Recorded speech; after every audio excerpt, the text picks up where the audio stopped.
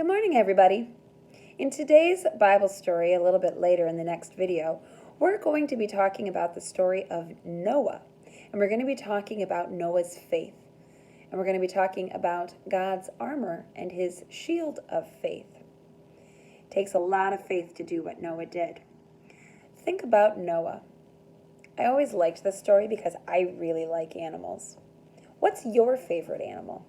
Can you imagine taking your favorite animal on a big boat for 40 days and 40 nights? If you're like me, it's not just a dog or a cat that's your favorite. I love sharks. Can you imagine having to figure out how you're going to keep a shark on the boat alive for 40 days and 40 nights? And what are you going to feed it? They get really hungry and they like to eat meat. Are you going to feed one of the other animals?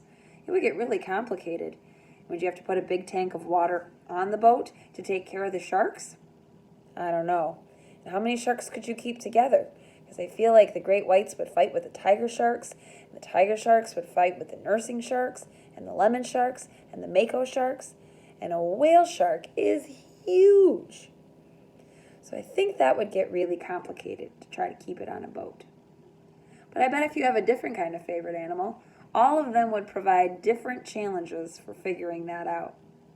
If you really like giraffes, you'd have to think about their really tall necks and make sure that they have enough room so that they could stretch if they needed to.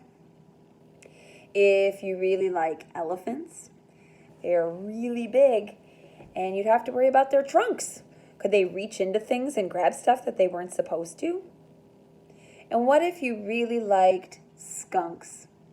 And you were stuck with smelly skunks for 40 days and 40 nights on a boat? What if you really liked sheep? Would you have to shear your sheep while you were on the boat? Or would you just have to have a very woolly sheep at the very end of it all?